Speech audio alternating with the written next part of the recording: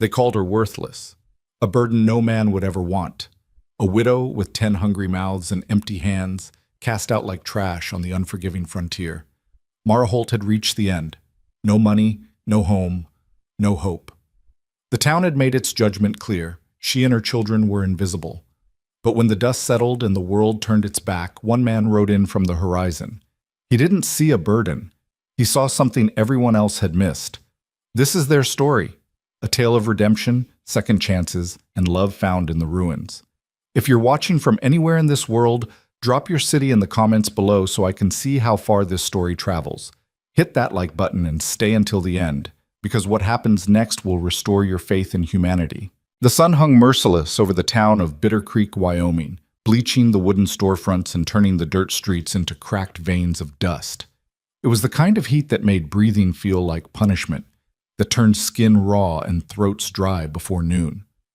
And standing at the edge of that forsaken place, where civilization met the wild nothing beyond, was Mara Holt. She didn't look like much anymore. Once, she had been the wife of Samuel Holt, a cattle rancher with decent prospects and a good name. Once, she had worn clean dresses and walked through town with her head high, children trailing behind her like ducklings in a neat row. Once she had belonged. Now she was a ghost. The infant in her arms, little Thomas, barely 4 months old, squirmed against her chest, his tiny face red from the heat. Behind her, 9 other children clustered in various states of exhaustion and fear. The oldest, Daniel, was 14, his jaw set in that stubborn way that reminded Mara so much of Samuel it hurt. The youngest who could walk, 3-year-old Lily, clung to her sister Ruth's hand, her thumb lodged firmly in her mouth, eyes wide and uncomprehending. They had been standing there for 2 hours. 2 hours of watching doors close. 2 hours of seeing curtains twitch and then go still. 2 hours of being invisible. "Mama," Daniel said quietly, his voice cracking in that way voices do when boyhood is losing its battle with manhood. "We should go." "Go where?" Mara wanted to ask. But she didn't, because Daniel knew as well as she did that there was nowhere left. The wagon that had carried them this far, borrowed from a neighbor who had made it clear it needed to be returned by sundown, sat empty behind them, their few remaining possessions already unloaded because they had no place to put them. 3 trunks of clothes, mostly outgrown or worn through, a set of tin dishes, Samuel's Bible, though Mara hadn't been able to bring herself to open it since the funeral, a quilt her mother had made, the only thing of real value they had left, and even that was fraying at the edges. Everything else was gone. The ranch, seized for debt she didn't even know Samuel had accumulated. The livestock, sold at auction to pay creditors who showed up like vultures the moment Samuel's body was cold. The house, every stick of furniture, every pan and pot, all of it claimed by men with papers and cold eyes who didn't care that a woman with 10 children had nowhere to go. The law was clear. Widows had no rights to property that carried debt. And Samuel, God rest him, had died owing more than the ranch was worth. Mara had tried. Lord knows she had tried. She had gone to the bank first, hat in hand, asking for just enough to get by until she could find work. The banker, Bury, Mr. Sparsam. Thornton, a man who had smiled at her across the church pews for years, had looked through her like she was glass. "Mrs. Holt, you must understand our position. Your husband's debts." "I'm not asking for charity," Mara had interrupted, her voice steady despite the trembling in her hands. "I'm asking for a small loan. I can work. I can clean. I can cook. I can—" "With 10 children." Thornton had raised an eyebrow. "Who's going to hire a woman who has to stop every few hours to nurse an infant? Who can't work a full day because she has to see to that many youngsters?" "I'm sorry, Mrs. Holt, but the bank can't take that risk." She had tried the church next. Reverend Michaels had been more polite, his rejection wrapped in scripture and sympathetic nods. But the answer was the same. The congregation would pray for her, certainly. They might even be able to spare a few dollars for food. But take in a widow with 10 children, house them, feed them long term? That's beyond our capacity, I'm afraid. She had gone door to door after that, to families she had known for years, to women who had borrowed her preserves and admired her needlework, to men who had tipped their hats to Samuel and called him friend. Every door had closed. Some did it quickly, with barely a word. Others took longer, offered excuses dressed up as reasons. We just don't have the room. Times are hard for everyone. Perhaps if you had family back east, but the meaning was always the same. You and your children are not our problem. The worst had been Martha Green, a woman Mara had considered a friend. They had canned tomatoes together just last summer, their children playing in the yard while they worked. But when Mara had knocked on her door yesterday, Martha had opened it only a crack, her face tight with something between pity and disgust. Mara, I'm sorry, but John says we can't get involved. He says it wouldn't be proper. Proper? Mara had repeated, the word tasting like ash. You're alone now. A woman alone with all those children? People talk. John says it's not appropriate for us to take you in. People might get the wrong idea. The door had closed before Mara could respond. She had stood there, staring at the painted wood, feeling something break inside her that she didn't have a name for. That was when she understood. It wasn't just about the burden of feeding 10 extra mouths. It was about what she represented. A woman without a man was dangerous, untethered, improper, a reminder of how quickly security could vanish. She was a cautionary tale no one wanted living in their spare room. So now she stood at the edge of town with everything she owned in 3 trunks and nowhere to go. Daniel touched her elbow. Mama, people are staring. He was right. Across the street, 2 women had stopped their conversation to watch. Their faces showed no sympathy, only that peculiar satisfaction people get when witnessing someone else's misfortune, grateful it isn't their own. Little Thomas began to fuss, his small fists batting against Mara's chest. He was hungry. She had nursed him an hour ago, but her milk was thin. Had been thin for weeks because she barely ate anymore, giving most of her portions to the older children. Shh, baby, she murmured, swaying slightly. Shh, it's all right. But it wasn't all right. Nothing was all right. Rebecca, her second oldest at 12, moved closer. She was a serious child, had always been, with Samuel's dark eyes and a gravity beyond her years. Mama, what are we going to do? Mara looked down at her daughter's face, at the trust there despite everything, and felt her throat tighten. What were they going to do? The afternoon stage would leave in an hour. She had just enough money for tickets partway east, maybe as far as Cheyenne. But then what? She had no family left, no one to take them in. And winter was coming. She could feel it in the sharpness of the morning air, see it in how early the sun was setting now. 10 children. How did you keep 10 children alive through a Wyoming winter with no roof over their heads? We'll figure something out, Mara said, hearing the hollowness in her own voice. We always do. It was a lie, and Rebecca was old enough to know it. A wagon rattled past, kicking up dust that made Lily cough. The driver didn't even glance their way. Invisible. They were already invisible. Mara's legs ached from standing, but there was nowhere to sit except the ground, and she had that much pride left at least, not to sit in the dirt like a beggar while the town watched. So she stood, infant in arms, children clustered around her, and felt the weight of her failure pressing down like the merciless sun. Samuel, she thought, not for the first time. Why did you leave us like this? Why didn't you tell me about the debts? Why didn't you? But anger at a dead man was useless. Samuel had been a good husband, a good father. He had worked himself to exhaustion running that ranch, trying to make it profitable in a market that squeezed small ranchers dry. He hadn't meant to die, hadn't meant to leave her alone with 10 children and debts that swallowed everything. The fever had taken him in 3 days. One morning he was coughing over breakfast, insisting it was nothing. By evening he was burning up, delirious. By the 3rd dawn, he was gone. Mara had buried him on the hill behind their house, the house that wasn't hers anymore, under the cottonwood tree where they used to sit in the evenings, watching the children play. She had stood over that grave with dirt on her hands and an infant in her arms and thought, now what? Now she knew. Now was standing at the edge of a town that wanted nothing to do with her, watching her children's faces grow gaunt, listening to her baby cry from hunger she couldn't fully satisfy. Mama! It was Joseph, one of the middle boys, just 8 years old. I'm thirsty. They all were. She could see it in their dry lips, hear it in the way the younger ones' voices had gone raspy. The canteen was empty, had been since this morning. There was a public pump 2 streets over, but Mara had already felt the weight of the town's judgment, walking through those streets again, trailing her children like a parade of failure. But they needed water. "All right," she said, trying to sound decisive, like she was still in control. "Let's get water, and then we'll decide what to do next." They walked through town in a ragged line, Mara at the front with Thomas, the other children following in order of age like they'd been taught. People stopped to stare. Conversations died as they passed. Mara kept her eyes forward, her back straight despite how badly she wanted to collapse. The pump was in the small square where the weekly market was held.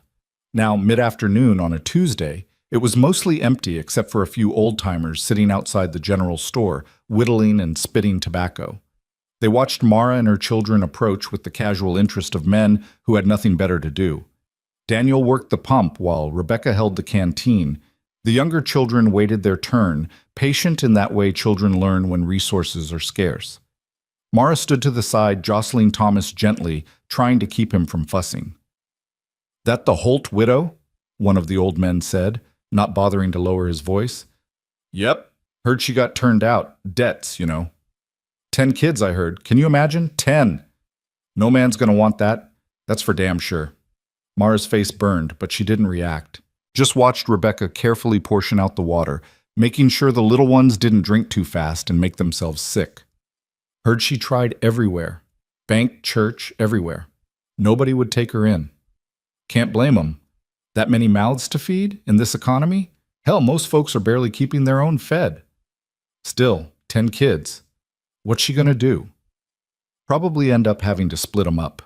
Orphanage, maybe. Or indenture some of the older ones out. Mara's hands tightened on Thomas. Split them up. The thought made her physically ill. But she'd heard the same suggestion from Reverend Michaels, phrased more delicately. Perhaps if some of the older children could be placed with families who need help, it would lighten your burden. Never. She would die before she let them be separated. "Mama?" Daniel had finished filling the canteen. "We're done."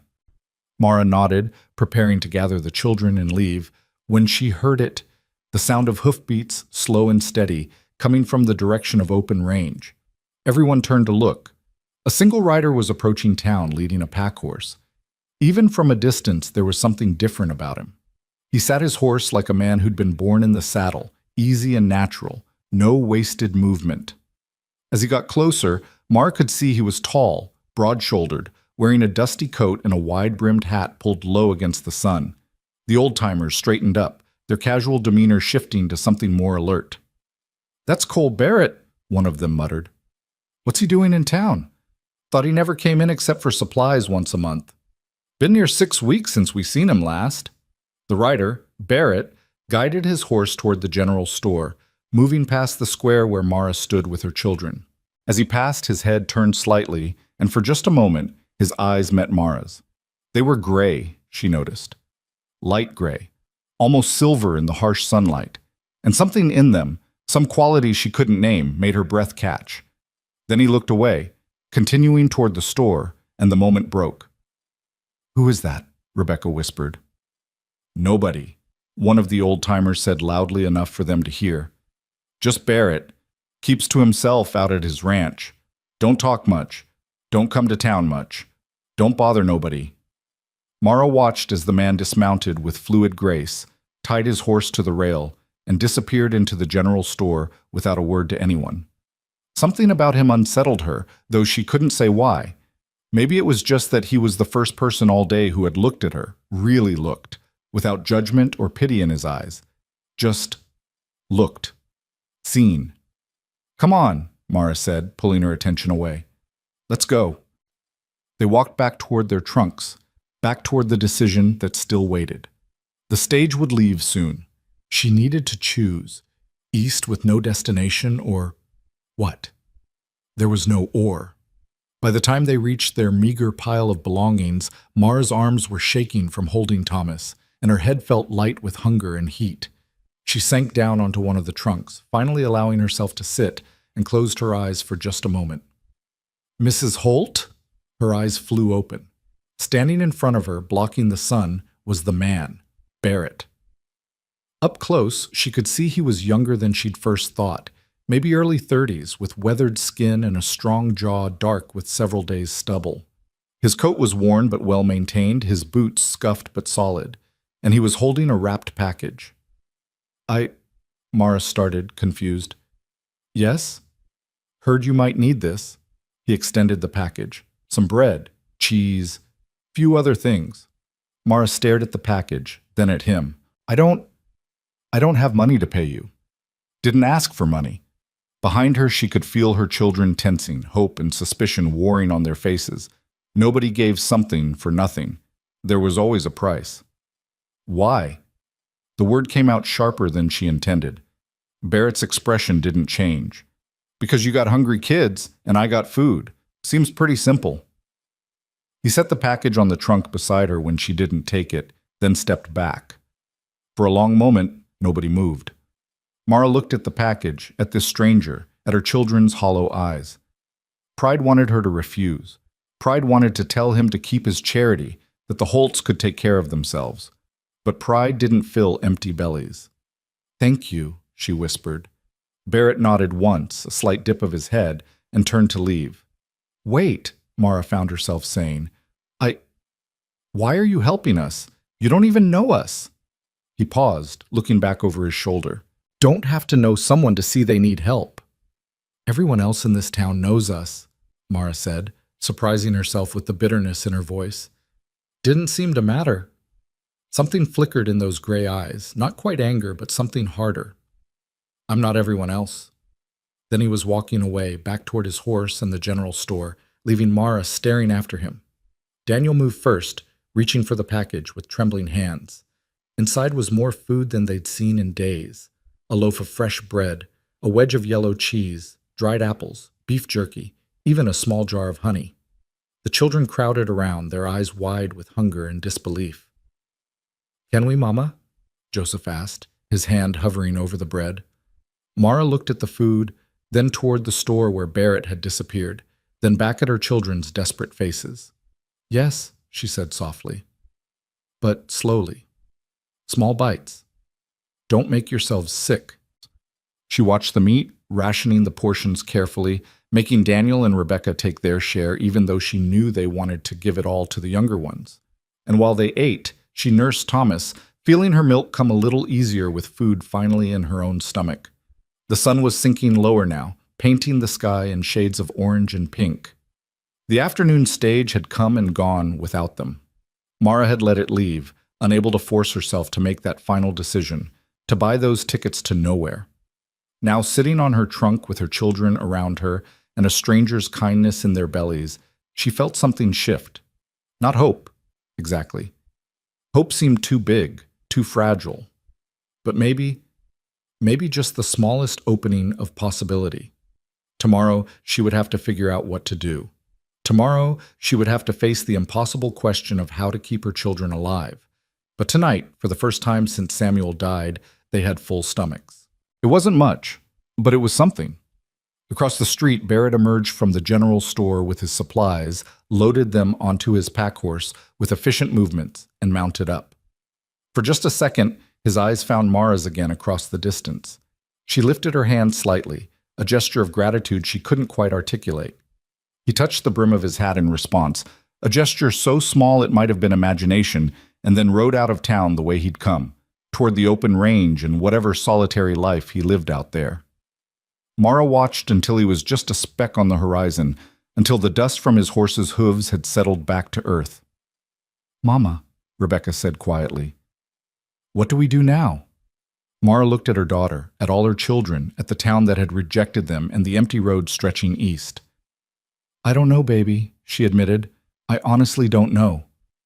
But for the first time, that admission didn't feel like complete defeat, because someone had seen them today. Someone had helped without asking for anything in return. Someone had reminded her that not everyone had stopped being human. As the sun set over Bitter Creek and the shadows grew long, Mara Holt sat with her children and allowed herself to believe just for a moment that maybe, just maybe, tomorrow might bring something other than more closed doors. She was wrong about what that something would be, but she was right that everything was about to change. The night was cold. colder than Mara had expected for late September, and she had no way to build a fire in the middle of town without drawing more attention to their misery.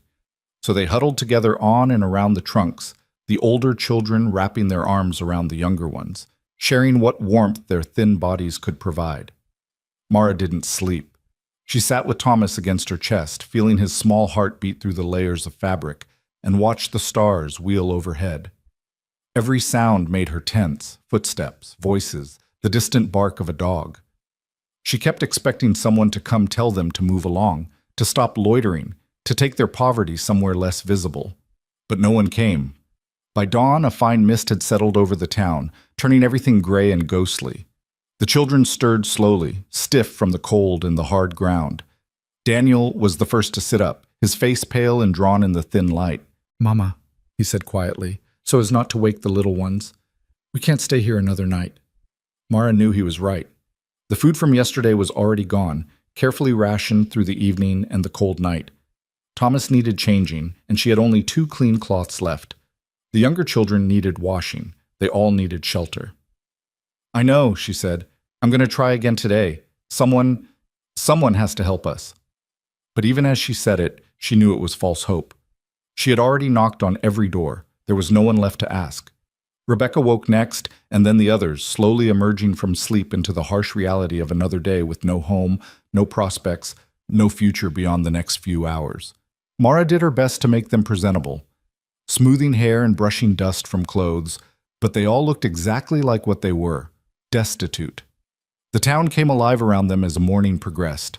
Shopkeepers opened their doors, sweeping their stoops, and carefully not looking at the widow and her children still camped at the edge of the square. Wagons began to roll through, kicking up dust. Women with market baskets hurried past, eyes averted. Invisible again. Mara was trying to decide whether to spend her last few coins on bread or save them for another night's shelter in case, though she had no idea where that shelter might be, when she heard the hoofbeats again. She looked up, shading her eyes against the morning sun, and felt her heart skip strangely.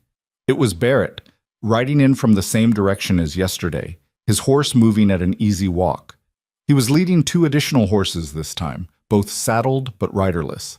As he approached the square, his eyes found Mara immediately, as if he'd known exactly where she would be. He reined in his horse a few feet away and dismounted with that same fluid grace she'd noticed before. "Morning," he said simply. "Good morning," Mara managed, acutely aware of how she must look. Wrinkled dress, hair coming loose from its pins, exhaustion written in every line of her face. Barrett looked at the children, counting them silently, his expression unreadable. Then his eyes came back to Mara. "You planning on staying in town?" he asked. The question caught her off guard. No. I mean, we can't. We don't have anywhere else to go yet." "Yet," Barrett repeated, something that might have been skepticism in his tone. "How long you been looking?" 2 days, Mara admitted, then added with more defiance than she felt. "But I haven't tried everywhere. Someone will—" "No, they won't." The bluntness of it stole her breath. Mara's hands tightened on Thomas. "You don't know that." "I know this town," Barrett said, his voice flat and matter-of-fact. "And I know nobody here is going to take in a widow with 10 kids, no matter how much they ought to. You could knock on every door from here to Cheyenne, and the answer would be the same." Mara felt her face flush with anger and humiliation. "Then what do you suggest I do? Just give up? Let my children—" "I'm suggesting you stop wasting time looking for help that isn't coming," Barrett interrupted, "and consider an alternative." Mara stared at him, her mind racing. An alternative? What alternative could there possibly be? Barrett glanced at the children again, then back at her. "I got a ranch about 8 miles north of here. It's not much, but it's solid. 3-bedroom house, barn, good well, enough land to keep a small herd. I work it alone." He paused and Mara held her breath, not daring to understand what he might be suggesting. "I could use help," he continued.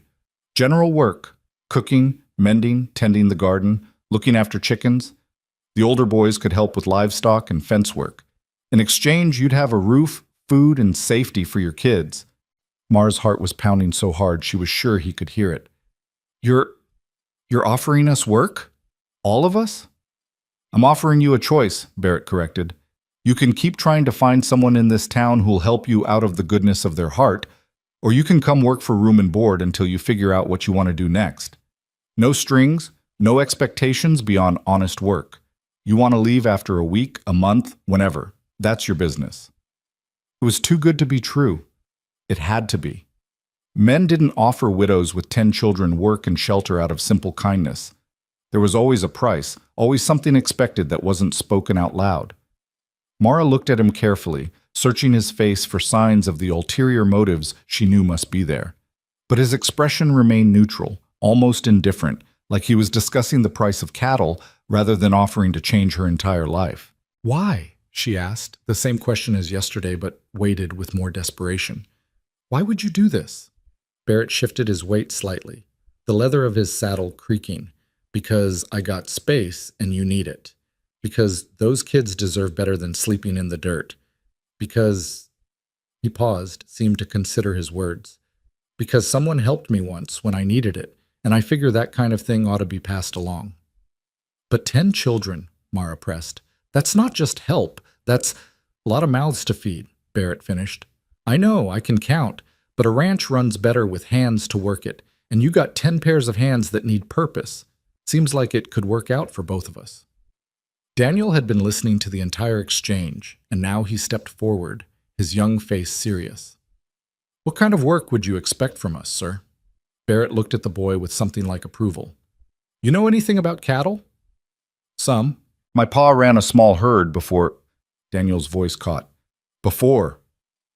Then you'd help me with feeding, checking fences, moving cattle when needed. Nothing you couldn't handle." Barrett's gaze moved to Rebecca. "You know cooking. Preserving?" Rebecca nodded, finding her voice. "Yes, sir. I've been doing most of it since Ma had the baby." "Good. Garden needs harvesting, and I got more vegetables than one person can process. There's chickens need tending, eggs to collect, butter to churn." He looked back at Mara. "Plenty of work to go around, enough to earn your keep, but nothing that'll break you." Mara's mind was spinning.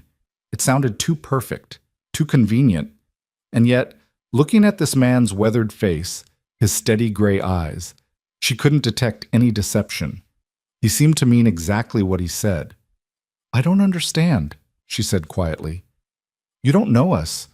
We could be thieves or lazy or—" "Could be," Barrett agreed, "but I don't figure a woman who's been trying to keep 10 kids alive on her own is any of those things. And if I'm wrong, well, like I said, no strings. You can leave whenever you want." It was the last part that made Mara start to believe him, because if he had darker intentions, he wouldn't give her an easy way out. He wouldn't make it clear that she was free to go. Still, she hesitated. Pride warred with desperation, and desperation was winning, but pride was putting up a fight. "Mrs. Holt," Barrett said, his voice gentler than before, "I'm not asking you to decide your whole future right now. I'm just asking if you want a roof over your kids' heads tonight instead of another night in the cold. Everything else can sort itself out later." The baby made a small sound against Mara's chest, and she looked down at Thomas's tiny face, then up at her other children. They were all watching her with a mixture of hope and fear, waiting for her to make the decision that would determine whether they ate today, whether they slept warm tonight. She thought about Samuel, about what he would want her to do, and she knew, bone deep, that he would want his children safe and fed, regardless of pride or propriety. "All right," Mara said, the word coming out barely above a whisper, then stronger. "All right, we'll come. But I work for what we receive. This isn't charity." "Wouldn't offer it if it was," Barrett said. He gestured to the extra horses. "These are for the young ones who can't walk the whole way. We'll load your things on the pack horse." The next 20 minutes passed in a blur. Barrett proved surprisingly efficient at organizing, directing Daniel and Rebecca in loading the trunks while settling the younger children on the horses. He lifted little Lily up with such careful ease that Mara felt something in her chest tighten. When was the last time someone had helped with the children? When was the last time she hadn't had to do everything alone? The town watched them prepare to leave with the same cold curiosity they'd shown before. The old-timers were back on their bench, whittling and observing. "Barrett's taking in the Holt widow," one of them said, loud enough to carry. "Now that's something. Fool thing to do, you ask me. 10 kids? That's asking for trouble." Maybe he's got plans for her. Widow that desperate might agree to all kinds of arrangements. Mara's face burned, but before she could respond, Barrett turned to face the men. He didn't raise his voice, didn't change his expression, but something in his posture made the old-timer shrink back slightly. "You gentlemen got something you want to say to me directly?" he asked, his tone pleasant, but with an edge underneath that suggested they really didn't want to test him. The men exchanged glances, suddenly very interested in their whittling. "Didn't think so," Barrett said quietly. He turned back to Mara. "Ready?" She nodded, settling Thomas more securely in his sling, and they began the journey out of town. Mara walked beside Barrett's horse, Daniel on her other side, with Rebecca and the younger children following on the borrowed horses. It was a strange procession, and Mara felt every eye in Bitter Creek watching them leave. Let them watch, she thought with sudden fierceness. Let them watch, and know that someone in this world still had decency. They had barely cleared the last buildings when Joseph called out from his horse. "Mister, what's your name? I mean, your first name." Barrett glanced back. "Cole." "That's a good name," Joseph said with the easy certainty of an 8-year-old. "I'm Joseph. That's Ruth and Mary and Lily up here with me. And that's Samuel Jr., but we call him Sam. And that's Catherine, but we call her Kathy. And the baby's Thomas. And Joseph," Mara interrupted gently, "I'm sure Mr. Barrett doesn't need everyone's life story right now." "Cole," Barrett corrected, looking at her. "And it's fine. Good to know who everyone is." So Joseph continued his narration, pointing out each sibling and sharing completely unnecessary details like how Mary was afraid of spiders and Sam could whistle through his teeth and Kathy once found a bird's egg and kept it warm until it hatched. Cole listened without interrupting, occasionally asking a question that made Joseph puff up with importance at being taken seriously. The road north was well-worn but empty this time of morning. On either side, the prairie stretched out in shades of gold and amber, broken occasionally by rock formations or stands of cottonwood marking where water ran underground. The sky was so blue it hurt to look at, and the air smelled like sage and dust and the last warmth of summer before autumn truly settled in. Mara found herself relaxing slightly as they walked, the rhythm of the journey soothing in its simplicity. 1 foot in front of the other, 1 mile behind them, 1 mile closer to something that might be shelter. "How long have you had the ranch?" she asked Cole, partly because the silence felt strange, and partly because she genuinely wanted to know. "About 5 years. Bought it from a man who was heading back east. It was pretty run down then, still is in some ways, but it's home." "And you've been working it alone all this time?" "Mostly. I hire help during roundup sometimes, but day to day, yeah, it's just me." Mara couldn't imagine it. She had grown up on a farm, married into a ranch, and both places had been full of people, parents, siblings, hired hands, neighbors helping neighbors. The idea of being that alone, that isolated, seemed unbearable. "Don't you get lonely?" The question was out before she could stop it. Too personal, too familiar. But Cole didn't seem offended. He just shrugged. "Sometimes. But there's worse things than lonely." Something in his tone suggested he spoke from experience, and Mara didn't press further. They walked in companionable quiet for a while, broken only by Joseph's ongoing commentary and the occasional question from one of the other children. Mara noticed that Cole answered each question patiently, never brushing them off or telling them to be quiet, even when their curiosity must have been wearing. After about an hour, they stopped to rest and water the horses at a small creek that cut across the trail. Cole helped the children down and showed them where to drink, cautioning them to let the water settle first. Mara nursed Thomas in the shade of a cottonwood while Rebecca distributed the last of yesterday's bread. Cole pulled some jerky from his saddlebag and offered it around. The children ate hungrily, and Mara felt another surge of gratitude mixed with shame. They were so hungry, always so hungry, and she had been powerless to fix it. "How much farther?" Daniel asked, trying to sound casual, but Mara could hear the exhaustion in his voice. "Another hour, maybe less," Cole said. "There's a rise about 2 miles up. Once we crest that, you'll be able to see the ranch." "Is it nice?" Lily asked, her thumb creeping toward her mouth. Cole considered the question seriously. "It's solid. The house needs paint, and the barn could use some repairs, but everything works. There's a creek that runs through the property, and a good stand of trees where the deer like to come down in the evening. Gardens mostly played out for the year, but there's still squash and late tomatoes. Chickens are productive. Got about 30 head of cattle, give or take. Do you have a dog? Sam asked hopefully. No dog. Had one once, but Cole's expression flickered with something that might have been grief. He passed a couple years back. Haven't gotten another. We had a dog named Buck, Sam said sadly. But when Pa died and the men came to take everything, they took Buck too. Said he was valuable. The bitterness in her son's young voice made Mara's heart ache. These children had lost so much, and they were still losing innocence, security, the simple joy of childhood. Cole's jaw tightened slightly. That's rough, son. I'm sorry. They finished their rest and continued on, the sun climbing higher and the heat building despite the approaching autumn.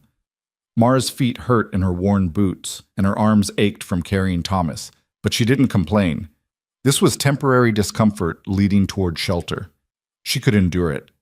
True to Cole's word, they crested a long rise about an hour later, and the ranch came into view below them. It wasn't impressive by any standard. Mara had seen bigger, better-kept properties, but after days of having nothing, it looked like paradise.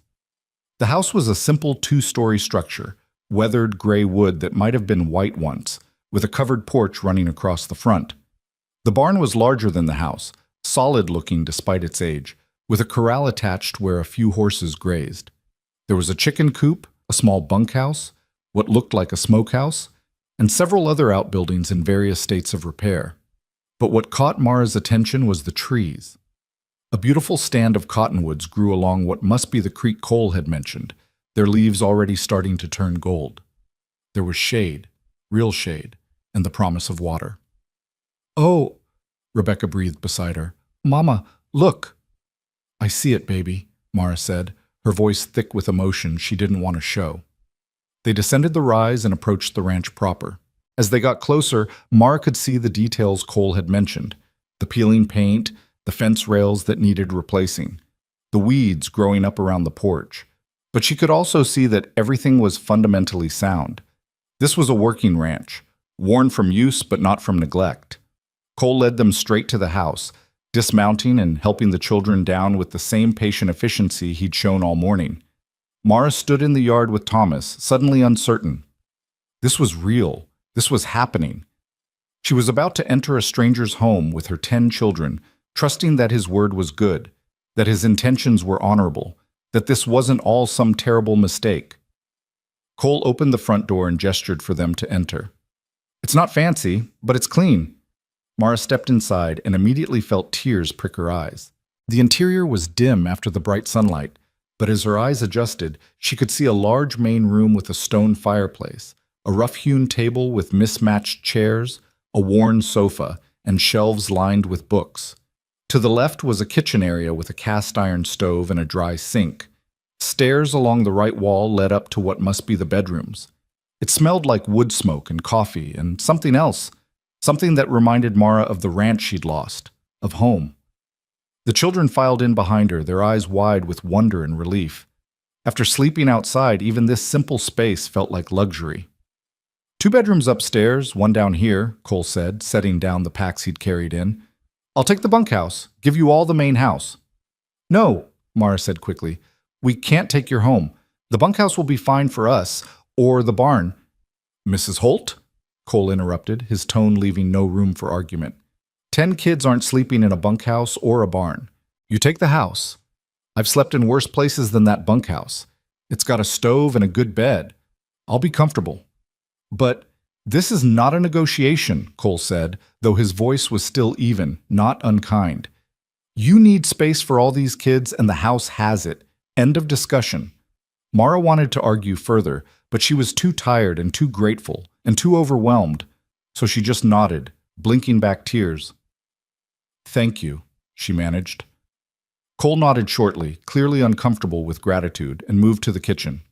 "I'll show you where everything is, then I've got to check on the cattle. The older boys can come with me if they want to learn the property, or they can rest first.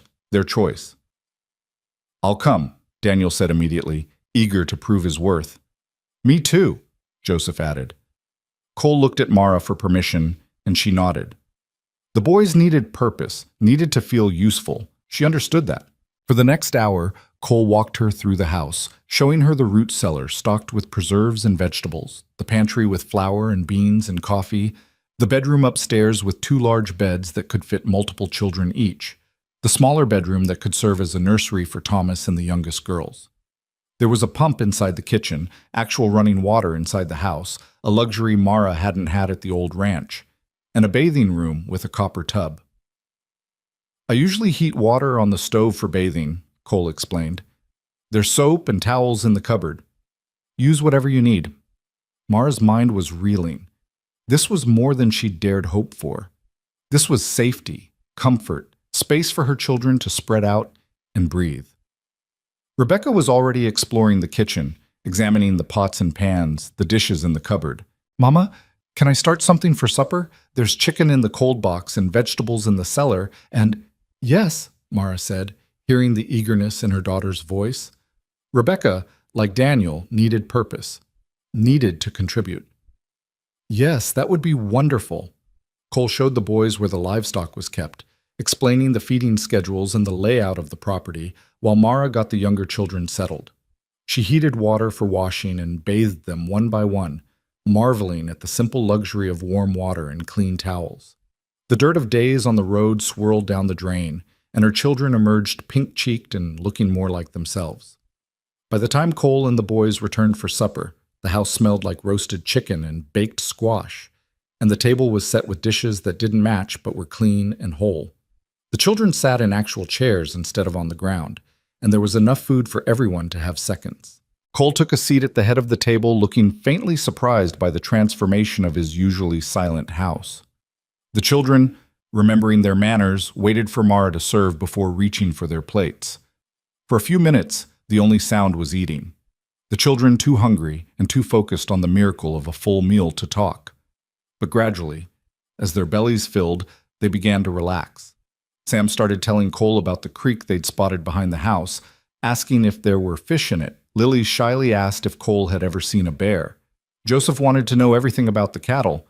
Mara watched her host field questions with remarkable patience, answering each child seriously, never dismissing their curiosity as childish or annoying. And she felt something shift inside her. Not quite trust, not yet, but the beginning of it. The sense that maybe, just maybe, this man was exactly what he appeared to be. Someone decent in a world that had shown her precious little decency lately. After supper, while Rebecca and the older girls cleaned up, Mara stepped out onto the porch with Thomas to nurse him in the cooling evening air.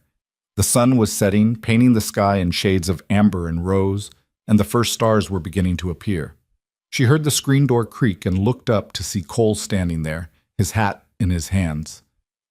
"Kids all settled?" he asked. "Getting there.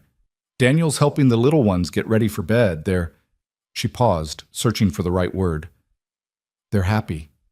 I haven't seen them this calm in weeks." Cole nodded, looking out at the darkening prairie.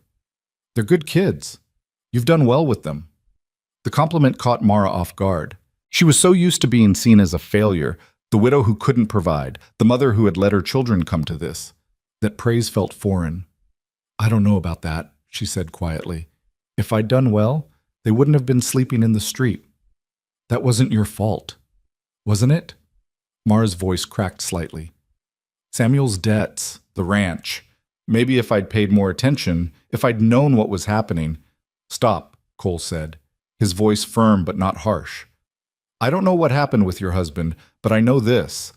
The law that takes everything from a widow with kids and leaves her with nothing isn't her fault. The neighbors who close their doors instead of helping aren't her fault. The town that turns its back isn't her fault. You've been surviving impossible circumstances. That's not failure. That's strength." Mara felt tears spill over, hot against her cold cheeks. She hadn't cried since the funeral, hadn't let herself because once she started, she was afraid she'd never stop. But now, in the safety of this porch, with this stranger who saw her struggles and didn't judge her for them, the dam broke. She cried silently, not wanting to wake Thomas or alert the children inside, and Cole simply stood there, not trying to comfort her with empty words or awkward touches, just giving her the space to fall apart. When she finally got control of herself, wiping her face with the corner of Thomas's blanket, She felt hollowed out, but also lighter somehow. "I'm sorry," she whispered. "Don't be." They stood in silence for a while, listening to the night sounds. Crickets, the distant call of an owl, the soft lowing of cattle settling for sleep. "Cole," Mara said finally, "why are you really doing this?" He was quiet for so long she thought he might not answer. Then, "I told you. Someone helped me once." "But there must be more to it than that." Another long pause. Then Cole turned to look at her, his face half shadowed in the twilight. "When I was 15, my parents died in a fire. House burned to the ground with them in it.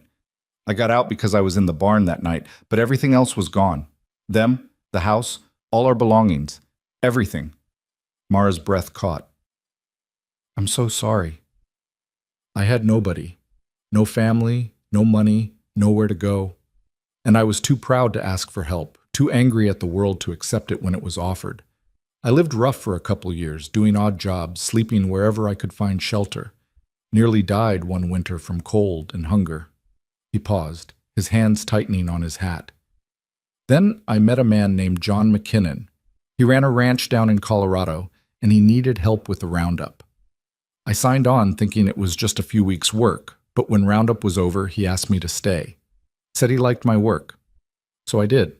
Stayed 3 years, learned everything he could teach me about ranching, about land, about how to build something that lasts." "He sounds like a good man," Mara said softly. "Best man I ever knew. When I turned 20, he helped me buy this place, loaned me the money for the down payment, co-signed at the bank, even came up here and helped me fix the worst of the repairs." Cole's voice roughened slightly. "He died 2 years ago. Heart gave out while he was working cattle. But before he died, he told me I'd paid back the loan 10 times over just by being the kind of man who'd do for others what he did for me." He looked back at Mara, his eyes bright in the gathering dark. "So when I see a woman with 10 kids and nowhere to go, sleeping in the dirt because the whole town turned its back, I remember being 15 and angry and alone. And I remember that someone gave me a chance when I didn't deserve one. Seems like the least I can do is pass that along." Mara didn't know what to say. There were no words big enough to hold what she was feeling. Gratitude, yes, but also something deeper. Recognition, maybe. The understanding that this man knew what it meant to be abandoned by the world, to be left with nothing, to have to rebuild from ashes. "I'll work hard," she said finally, her voice fierce with determination. "I promise you we'll earn our keep. You won't regret this." "I know," Cole said simply. Then he settled his hat back on his head and started down the porch steps. "Get some rest, Mrs. Holt. Morning comes early on a ranch, and tomorrow we've got work to do." He walked off toward the bunkhouse, and Mara watched him go, this unexpected savior who had appeared out of nowhere and given her family a lifeline when they were drowning. Inside, she could hear Rebecca getting the younger children into bed, their voices soft with exhaustion and contentment. Tomorrow there would be work, responsibilities, the need to prove they belonged here. But tonight, they had beds. They had full bellies. They had shelter. They had hope. Mara looked up at the stars, blazing brilliant in the clear Wyoming sky, and for the first time since Samuel died, she felt like maybe, just maybe, they were going to survive this after all. The first week passed in a blur of work and adjustment. Mara woke each morning before dawn to the sound of roosters and the knowledge that there were mouths to feed, tasks to accomplish, a household to run. But unlike the desperate scrambling of the past months, this work had purpose and rhythm. There was enough food in the pantry, enough space for the children to move without tripping over each other, enough of everything that she could breathe without the constant weight of fear crushing her chest. Cole kept his distance, spending most of his days out with the cattle or repairing fences, taking Daniel and sometimes Joseph with him. He ate breakfast before the family woke and took his other meals either out on the range or alone in the bunkhouse. When he did join them at the dinner table, he was polite but quiet, answering the children's endless questions but never offering much about himself. Mara told herself she was grateful for the space, for his respect of boundaries. But sometimes, watching him walk back to the bunkhouse after supper, she felt something that might have been loneliness. Not her own. She had 10 children, she was never alone. But his. The way he seemed to hold himself apart, as if he'd forgotten how to be part of something larger than himself. By the second week, they had fallen into a routine that felt almost normal. Rebecca managed the kitchen with increasing confidence, creating meals from the abundance of the ranch that made the children's faces glow with health. The older boys worked alongside Cole, learning the rhythms of ranch life, coming home exhausted but satisfied. The younger children had discovered the creek and spent hours playing in the shallows, catching minnows and building elaborate rock dams. Even Thomas seemed to thrive, his cries less frequent, his sleep more peaceful. Mara herself threw herself into work with an almost desperate energy. She scrubbed the house until every surface gleamed, mended every torn shirt and sock, organized the pantry and root cellar with military precision. She needed to prove their worth, to show that they were earning their keep, that Cole's charity, no, not charity, she reminded herself, this was work, honest work, was justified. But on the 14th day, everything changed. Mara was in the garden harvesting the last of the squash when she heard the wagon. She looked up, shading her eyes against the afternoon sun, and felt her stomach drop. 3 men were approaching the ranch, and she recognized them immediately. Harold Thornton from the bank, Sheriff Wade, and Martin Kemp, one of the creditors who had seized the ranch after Samuel's death. She stood slowly, dirt on her hands and knees, and watched them approach with the sick certainty that this moment of peace had been too good to last.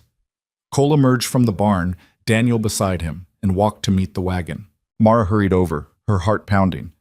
"Gentlemen," Cole said evenly, "what brings you out this way?" Thornton climbed down from the wagon, his face set in that expression of false concern that Mara had learned to hate. "Mr. Barrett, we heard you'd taken in Mrs. Holt and her children. We thought it prudent to check on the situation." "Check on what situation?" Cole's voice was mild, but Mara could hear the edge underneath. Sheriff Wade cleared his throat uncomfortably. "Now, Barrett, nobody's accusing you of anything improper, but you gotta understand how it looks. A single man, a widow, 10 children, all living under one roof with no legal arrangement, no chaperone." "We're not living under one roof," Cole interrupted. "Mrs. Holt and her children have the house. I'm in the bunkhouse. And the arrangement is employment, which last I checked isn't illegal." "Employment?" Kemp said with a sneer in his voice. "That's what you're calling it?" Cole's jaw tightened and Mara felt Daniel tense beside her. She put a hand on her son's arm, a silent warning to stay quiet. "That's exactly what I'm calling it," Cole said, his voice dropping into something dangerous. "Mrs. Holt works for room and board. Her children help with ranch work. Everything is proper and above board." "Proper," Thornton repeated, shaking his head. "Mr. Barrett, surely you understand the position this puts you in. The talk in town—" "I don't give a damn about talk in town." The bluntness of it seemed to shock the men. Sheriff Wade recovered first, his tone hardening. "Well, maybe you should, because talk like this can damage a man's reputation. And more importantly, it raises questions about the welfare of these children, living in questionable circumstances, no proper supervision." "No proper supervision?" Mara found her voice, anger overriding fear. "I'm their mother. I'm here. They're fed, clothed, safe, and happy for the first time in months. What more supervision do they need?" Kemp looked at her with barely concealed contempt. "Mrs. Holt, we all understand your circumstances are difficult. That's precisely why we're here. The county has resources for women in your position. There's a charitable home in Cheyenne that takes in widows, and we've made inquiries about placing the older children with families who need help." "No." The word came out flat and absolute. "You're not taking my children." "Nobody's talking about taking them," Sheriff Wade said, though his eyes said otherwise. "We're talking about finding them proper homes where they can be raised in decent, moral environments." "This is a decent, moral environment," Mara said, her voice rising despite her efforts to stay calm. "Mr. Barrett has shown us more decency and morality than anyone in Bitter Creek ever did. You all stood by and watched us sleep in the street, and now you dare to come here and question his character?" "Mrs. Holt," Thornton started, but Cole cut him off. "I think you gentlemen have said your piece. Time for you to leave." "We're just trying to help," Thornton insisted, but there was something calculating in his eyes that made Mara's skin crawl. "Surely you can see that this arrangement can't continue indefinitely. What happens when winter comes and you're all snowed in together? What will people think then? People can think whatever they want, Cole said. Doesn't change the facts. Now get off my property. The three men exchanged glances. Sheriff Wade's hand moved toward his belt, and Mara's heart stopped. But he was just adjusting his coat, not reaching for his gun. We'll be back, Kemp said. And next time, we might have papers from the county about the children's welfare. You'd be wise to reconsider this situation before it comes to that. They climbed back into their wagon and left, but not before Kemp shot Mara a look that promised this wasn't over. As soon as they were out of sight, Mara's legs gave out. She sank down onto the porch steps, her whole body shaking. Cole stood rigid, staring at the dust cloud the wagon had left behind. They're going to try to take them, Mara whispered. They're going to say I'm an unfit mother, that this situation is improper, and they're going to take my children. No, they're not. You don't know that. You heard them. They'll get papers. They'll claim it's for the children's welfare. Mara. It was the first time he'd used her given name, and it made her look up. His face was set with determination. They're not taking your children. I won't let them. How can you stop them? If they come with the law, then we'll fight it. We'll get a lawyer. We'll prove that the children are well cared for here, that you're a good mother, that this is a proper working arrangement. He paused, seeming to wrestle with something. Or we could make it indisputable. Mara stared at him, not understanding at first. Then the meaning of his words hit her like a physical blow. You mean, she couldn't finish the sentence. Marriage, Cole said bluntly. If we were married, there'd be nothing improper about the living arrangements, nothing they could use against you. The world seemed to tilt sideways. Mara gripped the edge of the porch to steady herself. You can't be serious. I'm completely serious. It would be a practical arrangement, nothing more. You'd have legal protection for yourself and the kids. I'd have help running the ranch. Everyone benefits. Cole, that's insane. You don't even know me. We've known each other 2 weeks. I know enough. I know you're a hard worker, a good mother, and someone who keeps her word. What else matters? What else matters? Mara repeated incredulously. Everything else matters. Marriage it's supposed to be about love, about partnership, about survival sometimes, Cole interrupted, his voice rough. Look, I'm not talking about a real marriage, just a legal one. On paper, you'd still have your space, your independence. Nothing would have to change except the legalities. Mara stood up, needing to move, to think. This is crazy. You'd be tied to a woman with 10 children for the rest of your life, all to protect people you barely know. Why would you do that? Because it's the right thing to do. The right thing would be to let us move on before we ruin your life any further. Cole's eyes flashed. Is that what you think? That you're ruining my life? Aren't we? Those men made it clear what they think, what everyone will think. You'll be the fool who married the desperate widow, saddled himself with 10 kids that aren't his, ruined his reputation for— I don't care about my reputation, Cole said fiercely. And I knew what I was doing when I brought you here. This doesn't change anything except making it harder for those vultures to tear your family apart. Mara felt tears burning her eyes. I can't ask you to sacrifice yourself like this. You're not asking, I'm offering. They stood facing each other in the fading afternoon light, the impossible offer hanging between them like something fragile and dangerous. I need to think, Mara said finally. It's too much. I need time. Cole nodded, his expression softening slightly. Take the time you need, but Mara, don't wait too long. Those men meant what they said. They'll be back, and they'll have the law on their side if we don't do something. He walked away toward the barn, leaving Mara alone with her spinning thoughts. That night, after the children were asleep, Mara stood at the window of her bedroom and stared out at the dark shape of the bunkhouse. A single lamp glowed in the window, and she could see Cole's shadow moving occasionally. He was awake too, probably wrestling with the same impossible situation. She thought about Samuel, about their wedding day when she'd been 19 and so full of hope and certainty. She had loved him, truly loved him, and look where that had led, to widow's weeds and destitution and children who nearly starved. What was love worth when it couldn't feed your family or keep a roof over their heads? But marrying without love, marrying purely for protection and survival, was that any better? Wouldn't it be a betrayal of everything she and Samuel had shared? Yet even as she thought it, She heard Samuel's voice in her memory from one of their last real conversations before the fever took him. "Promise me," he had rasped, his hand hot and dry in hers. "Promise me you'll do whatever it takes to keep the children safe. Don't let pride stand in the way of their survival. Promise me, Mara." She had promised. And now here was a way to keep that promise, and she was hesitating because of what? Pride? The ghost of a love that was already lost? The judgment of a town that had abandoned her? Mara pressed her forehead against the cool glass and let herself cry silently, mourning the life she'd had, the choices she wished she didn't have to make. The woman she'd been before the world had stripped everything away. The next morning, Sheriff Wade returned. This time he brought papers. Mara was kneading bread dough when she heard the horse approach. She wiped her hands on her apron and went to the door, her stomach knotting with dread. Wade dismounted slowly, his face grim.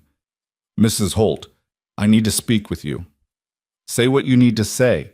He pulled a folded document from his coat. "The county has filed a petition regarding your children. There's going to be a hearing in 2 weeks to determine whether your current living situation is appropriate for their welfare." The words hit like hammer blows. A hearing. "Yes, ma'am. You'll need to appear before Judge Morrison in Bitter Creek and demonstrate that you can provide a proper moral home for your children. If you can't—" He paused uncomfortably. "Well, the county is prepared to make alternative arrangements." "Alternative arrangements?" Mara repeated numbly. "You mean take them away?" "I mean ensure they're raised in proper homes with proper supervision." Wade shifted his weight. "Look, Mrs. Holt, I know this is hard, but you gotta see reason. A woman alone with 10 kids living on a bachelor's ranch, it's not proper, it's not right. Those children deserve better." Something in Mara snapped. All the fear and uncertainty of the past weeks, all the humiliation and desperation crystallized into pure fury. "Better?" Her voice was low and deadly. "You think being ripped away from their mother and scattered to strangers is better? You think being told their burdens nobody wants is better? Those children have been through hell. They watched their father die. They watched everything they owned be taken away. They slept in the dirt while your precious town pretended not to see them. And now that they're finally safe and fed and happy, you want to destroy that because it's not proper?" Wade's face reddened. "Ma'am, I understand you're upset, but the law didn't care about my children when they were starving. Don't you dare hide behind it now." Cole's voice cut through the tension. "What's going on here?" He had emerged from the barn, Daniel and Joseph trailing behind him. His face was calm, but there was steel in his eyes. Wade turned to him. "Just serving notice about the hearing, Barrett. 2 weeks from today. The county wants to evaluate the children's living situation." "Then they can evaluate it," Cole said evenly. "They'll find everything in order." "Will they?" Wade's expression hardened. "Or will they find exactly what everyone expects, an improper arrangement that's not suitable for children?" "They'll find a working ranch where children are cared for and safe," Cole said. "That should be all that matters." Wade shook his head. "You're making this harder than it needs to be. If Mrs. Holt would just accept help from the charitable home, if she'd allow the older children to be placed with decent families." "No," Mara said again. "You're not splitting up my family." "Then come to the hearing prepared to prove you can provide for them properly," Wade said, mounting his horse. "Because Judge Morrison won't be swayed by emotional appeals. He'll want to see evidence of moral fitness and proper circumstances. And from where I'm standing, you're going to have a hard time providing that." He rode away, leaving the notice in Mara's trembling hands. She stood there staring at the paper, the words blurring as tears filled her eyes. This was it. This was the end. No matter how hard she worked, no matter how well she cared for her children, it wouldn't matter. The county had decided she was unfit, and they were going to take her babies away. "Mama?" Daniel's voice was tight with fear.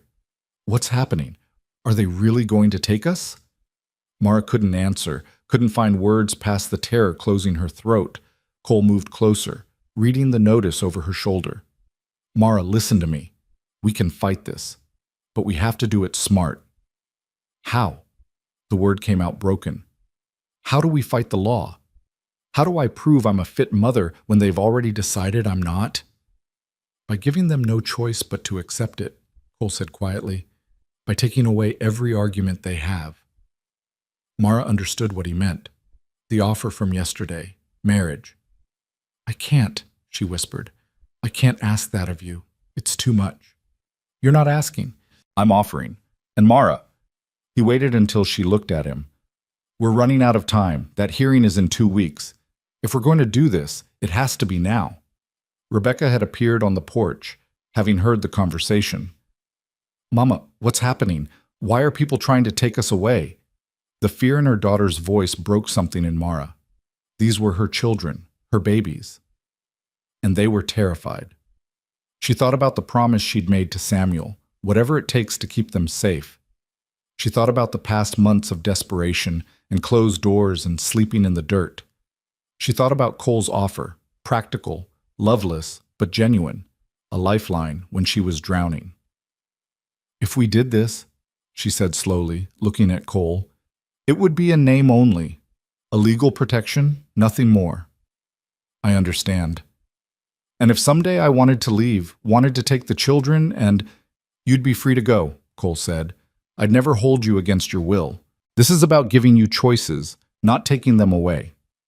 Mara looked at her children, Daniel trying to be brave, Rebecca's eyes bright with unshed tears. The younger ones clustered in the doorway, not fully understanding but sensing their world was about to shatter again. She thought about the alternative, the hearing, the judge who had already made up his mind.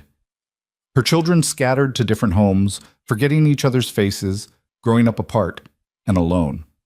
No, she wouldn't let that happen, whatever it took. All right, she said, her voice steady despite the trembling in her hands. All right, I'll marry you. Cole nodded, no triumph in his expression, just quiet determination. I'll ride to town tomorrow and arrange it. The circuit preacher comes through on Saturdays. We can do it then, have it done before the hearing. That's 5 days away. Can you be ready in 5 days? Ready to marry a man she barely knew, ready to tie herself legally to a stranger for the sake of her children, ready to give up any chance of a real marriage, a real partnership built on love and understanding. But those were luxuries she couldn't afford. Survival didn't wait for readiness. Yes, Mara said, I'll be ready. That night, lying in bed with Thomas sleeping beside her, Mara stared at the ceiling and wondered what she had just agreed to. In 5 days, she would be Mrs. Cole Barrett. In 5 days, her children would have legal protection. In 5 days, everything would change. But the thought that kept her awake wasn't about the marriage itself. It was something else, something she barely dared to acknowledge. When Cole had made his offer, when he'd looked at her with those steady gray eyes and promised to protect her children, she had felt something shift inside her. Not love. It was too soon, too complicated for that. But something. Recognition, maybe. Or the beginning of trust. And that terrified her more than anything the county could threaten. Because marriages built on practicality and desperation were supposed to be simple, clear-cut, emotionally safe. You did what you had to do, kept appropriate distance, and protected your heart. But looking at Cole across the supper table, watching him patiently answer Sam's endless questions, seeing the way he made sure Joseph got seconds even though the boy was too shy to ask, Mara realized her heart might not cooperate with the plan to stay safely distant. And that was dangerous. Because if she let herself care, let herself hope for more than a practical arrangement, she was setting herself up for a different kind of devastation. Better to remember this was business, protection, a transaction that benefited them both. Better not to notice the kindness in his eyes or the way her pulse jumped when he said her name. Better not to let herself imagine what it might be like if this marriage of convenience became something real. 5 days. She had 5 days to prepare herself for a wedding without love, a partnership without passion, a future built on necessity rather than choice. 5 days to convince herself that would be enough. Outside, a coyote called to the moon, and Mara closed her eyes against tears she refused to shed. She had made her decision. She had done what Samuel asked, what her children needed. Now she just had to live with it. The morning Cole rode to town to make arrangements, Mara kept herself busy with frantic activity. She scrubbed floors that were already clean, reorganized cupboards that didn't need it, mended clothes that had barely worn. Anything to keep her hands moving and her mind from dwelling on what she'd agreed to. Rebecca watched her with worried eyes. Mama, you're going to wear yourself out. I'm fine, Mara said, attacking a stubborn stain on the kitchen floor with more force than necessary. Just keeping busy. You're scared. The observation, delivered in Rebecca's too-old voice, made Mara sit back on her heels. There was no point lying to a 12-year-old who had already lived through more than most adults. Yes, she admitted. I'm terrified. Rebecca came and sat beside her on the floor, her thin shoulder pressing against Mara's. Mr. Barrett seems nice. He's been good to us. I know. And this way they can't take us away. I know that too. Then why are you scared? How could Mara explain it? How could she tell her daughter that she was afraid of losing herself in this arrangement, of becoming so grateful for protection that she forgot she was supposed to be a whole person? How could she admit that part of her was terrified not that the marriage would be loveless, but that it might become something more? And she didn't know if her heart could survive being broken again.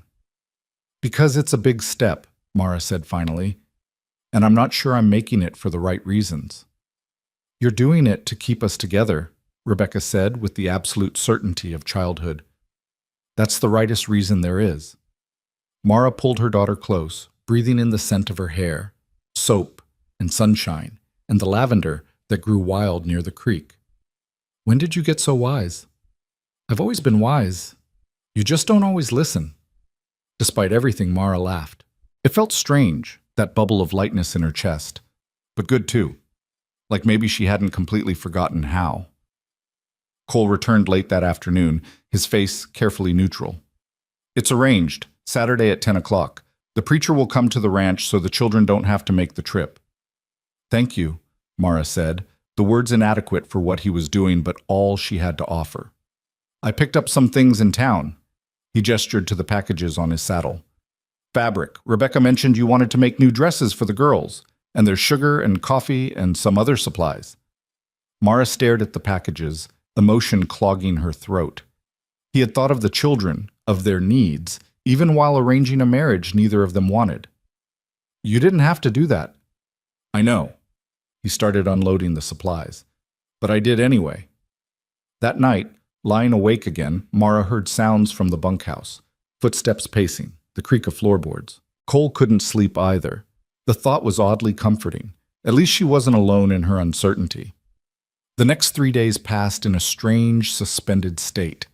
The ranch work continued, cattle to tend, meals to cook, children to care for, but underneath it all was the awareness of Saturday approaching like a storm on the horizon. Daniel took the news with surprising calm. So Mr. Barrett will be our stepfather? Legally, yes, Mara said carefully, but nothing else has to change. You can still call him Cole if you're comfortable with that. And the county can't take us away? That's the idea. Daniel nodded slowly, working through it. Seems practical, Pa would have approved. The matter-of-fact acceptance from her 14-year-old son should have relieved her. Instead, it made her ache. Children shouldn't have to be this pragmatic about adult decisions. The younger children were thrilled, seeing it as an adventure. Joseph immediately started calling Cole Papa, even though Mara gently corrected him, saying Cole was just Cole. But the boy was stubborn, and Cole didn't seem to mind, which only made Joseph more determined. Friday evening, Rebecca presented Mara with a dress she'd been secretly altering. It was Mara's best dress, or rather, her only dress that wasn't completely worn through. Let out slightly to accommodate the weight she'd lost and regained, the hem mended, the collar freshened with a bit of the lace Rebecca had been saving from before. It's not a wedding dress, Rebecca said apologetically. But it's the best we have. Mara held the dark blue fabric against her chest, tears pricking her eyes. It was practical and sensible, nothing like the white dress she'd worn when she married Samuel, but it was clean and whole and made with love, and that counted for something. It's perfect, she whispered. That night, after the children were asleep, Mara found Cole on the porch of the bunkhouse, staring out at the dark prairie. She almost turned back, not wanting to intrude on his solitude, but he'd already seen her. Couldn't sleep either? He asked. No. She climbed the steps and stood at the railing beside him, careful to maintain space between them. I needed to make sure you understand what you're doing. It's not too late to change your mind. I'm not changing my mind. But you should know, I can't promise to be a real wife, not in the ways that matter. I can cook and clean and help with the ranch, but I don't know if I can ever. She struggled to find the words. I'm not asking you to, Cole said quietly. I told you from the start, this is practical. You need protection for your kids. I need help with the ranch. That's the whole arrangement. But what if someday you want more? Want a real marriage with someone who can give you that? Cole was quiet for a long moment. Then we'll deal with it when it comes. But Mara, I'm 32 years old. I've been alone by choice for most of my adult life. I'm not harboring secret dreams of romance.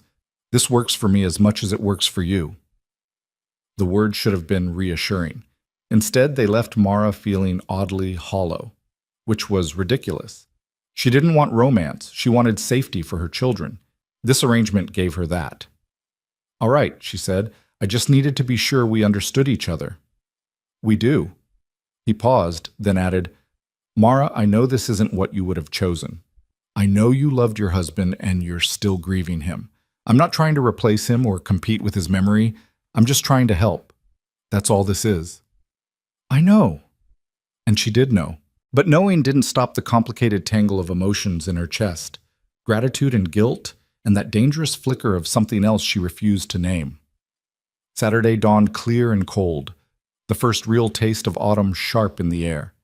Mara dressed carefully, her hands shaking as she buttoned the blue dress. Rebecca helped with her hair, pinning it up in a simple style that made Mara look older, more severe.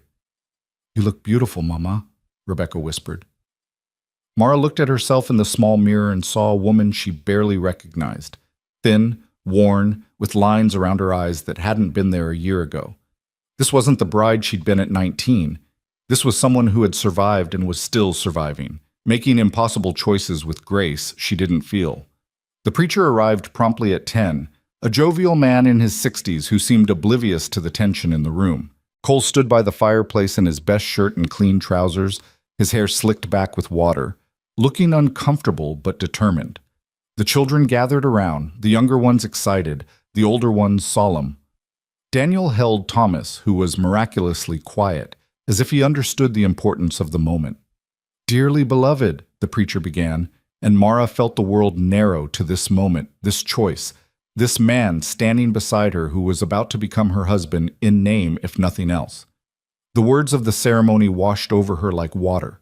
She heard herself make responses, heard Cole's deeper voice echoing his own vows.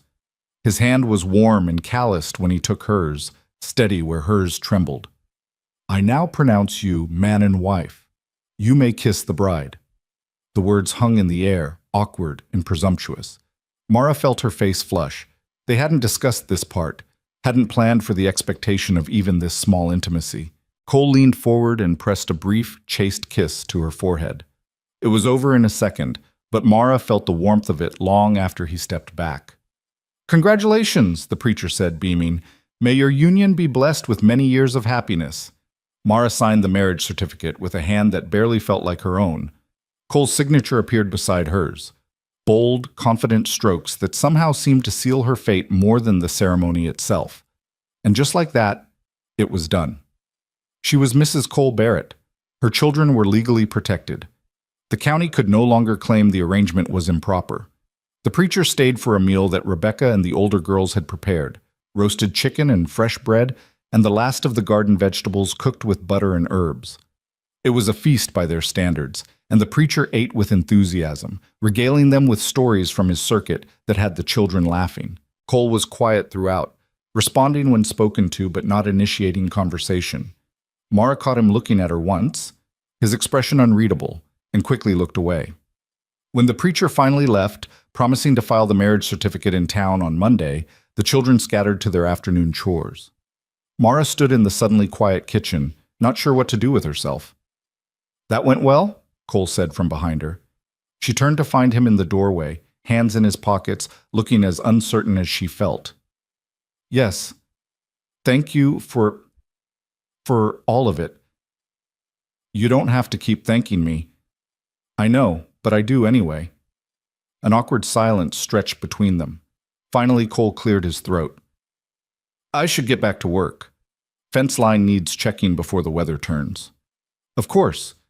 He started to leave, then paused. Mara, nothing has to change. You live your life, I'll live mine. We just have the legal protection now, that's all. I understand. He nodded and left, and Mara sank into a chair, feeling the weight of what she'd just done settle over her like a heavy blanket. She was married. Again. To a man she barely knew, in an arrangement built on necessity rather than affection. She should have felt relieved. The children were safe. That was what mattered. Instead, she felt unmoored, adrift in a situation she didn't know how to navigate. The following Monday, Cole rode to town for the hearing, taking Daniel with him. Mara had wanted to go too, but Cole had insisted she stay with the children. Let me handle it, he'd said. The marriage certificate and my testimony should be enough. So Mara waited, pacing the kitchen while Rebecca tried to distract her with tasks. The hours crawled by like years. When Cole and Daniel finally returned late that afternoon, Mara ran out to meet them, her heart in her throat. Well? She demanded before Cole had even dismounted. Cole's face broke into the first real smile she'd seen from him. It's done. Judge dismissed the petition, said a married couple on a working ranch was an appropriate environment for children. The county has no case.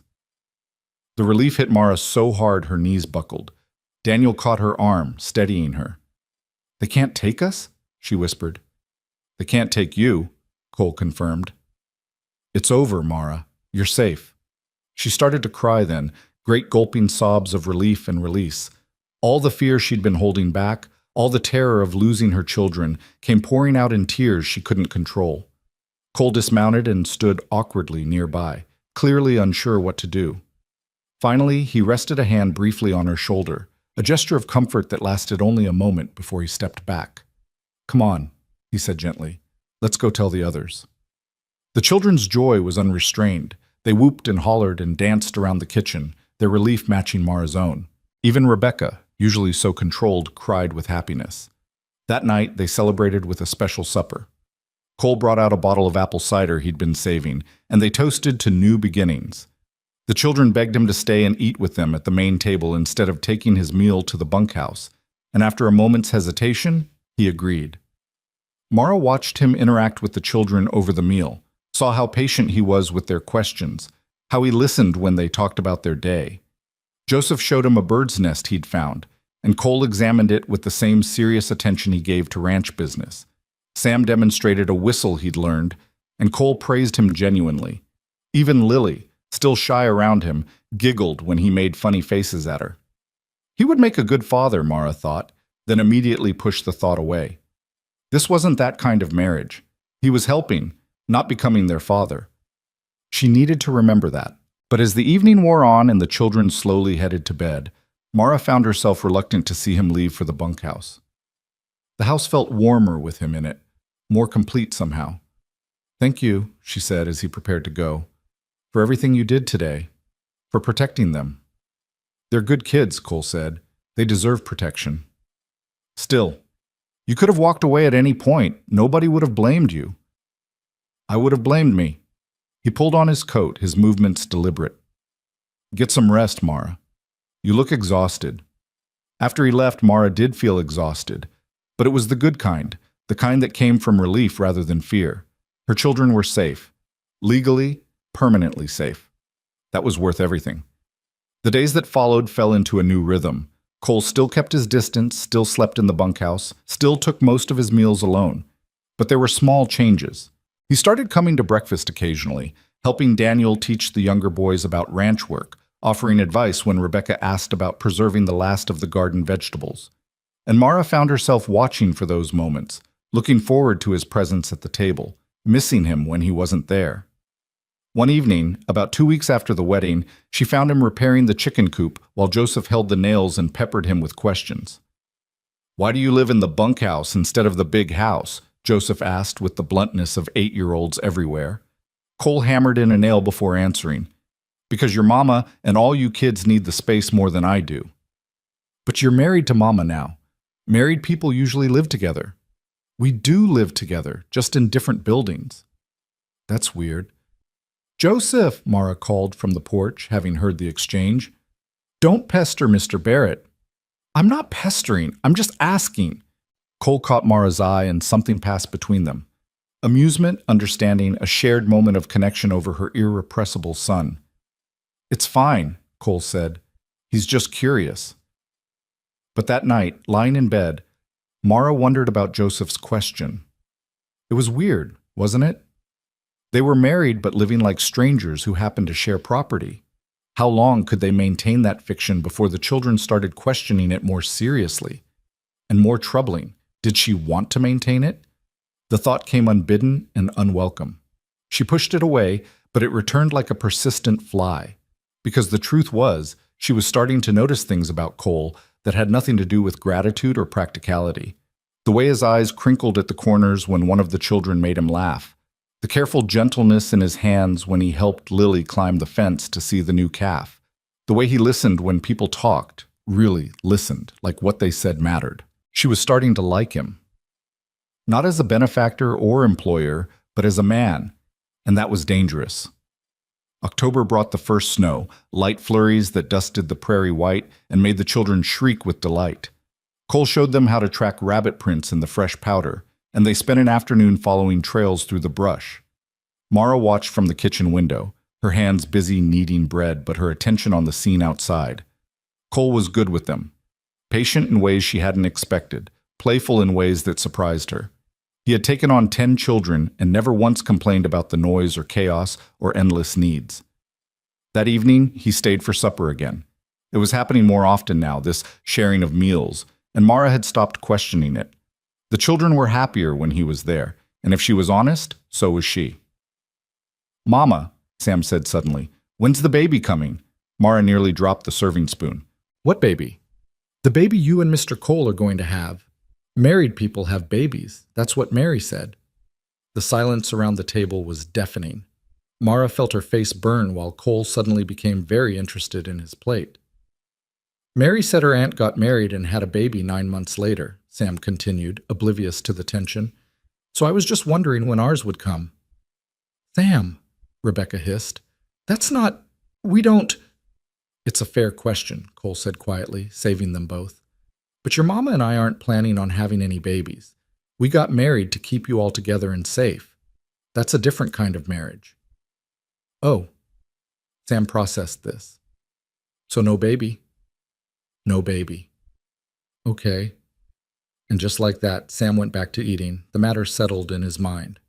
But Mara couldn't shake it off so easily. Because Sam's innocent question had highlighted what she'd been trying not to think about. This marriage was a half measure, a legal fiction that protected them but left them all in a strange limbo. After the children were in bed, Mara stepped out onto the porch and found Cole there, staring at the stars. "I'm sorry about Sam," she said. "He didn't mean to be inappropriate." "He's 8. He was just curious." Cole glanced at her. "But it's a fair point. The kids are going to have questions as they get older about why we live separately, why this isn't a normal marriage." "I know." Mara wrapped her arms around herself against the cold. "I don't know what to tell them."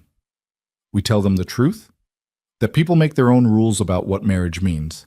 That we respect each other and work together, and that's enough." "Is it?" The question escaped before Mara could stop it. "Is it enough?" Cole turned to look at her fully, and in the moonlight his face was all planes and shadows. "That depends on what you want it to be." The moment stretched between them, heavy with possibility. Mara's heart beat faster, and she realized with sudden clarity that she was standing at another threshold, another choice. She could keep things as they were, safe, distant, emotionally uncomplicated. Or she could acknowledge what was growing between them, this tentative connection that felt like it might become something more if she let it. "I don't know what I want," she admitted finally. "I'm still figuring it out." "Take your time," Cole said. "We've got nothing but time." He went to the bunkhouse, and Mara stood alone on the porch, breathing the cold air and trying to sort through the tangle in her chest. The truth was, she was starting to want more.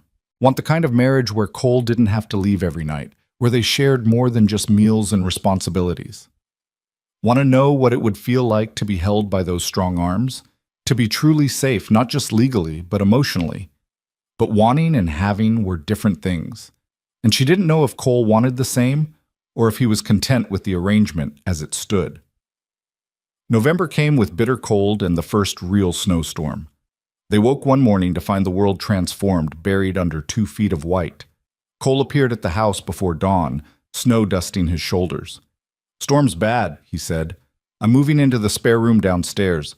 Bunkhouse stove can't keep up with this cold, and if something happens to the livestock, I need to be close." It was practical, sensible, but Mara's pulse jumped at the thought of him actually living in the house, sharing their space. "Of course," she managed. "That makes sense." So Cole moved his few belongings into the small room off the kitchen, and suddenly their careful distance was harder to maintain. They passed each other in the hallway, stood side by side at the sink doing dishes, sat across the fire in the evenings while the children played. And slowly, almost imperceptibly, the walls between them began to crack. It started with small things. Cole fixing the latch on Rebecca's door without being asked. Mara mending his shirts and finding herself taking extra care with the stitching. Him teaching Daniel to play chess in the evenings. Her leaving coffee ready for him when he came in from the early morning feeding. They were building something, Mara realized. Not the marriage they'd agreed to, but something else. Something that felt like partnership, like friendship, like the foundation of something that could become more. And for the first time since Samuel died, Mara felt herself hoping. Not the desperate hope of survival, but the fragile hope of happiness. She didn't know if Cole felt it too. Didn't know if this warmth between them was mutual or just her own heart betraying her with impossible wants. But as winter settled over the ranch and they all drew closer together against the cold, Mara began to believe that maybe, just maybe, they were building something worth keeping, something that looked like home.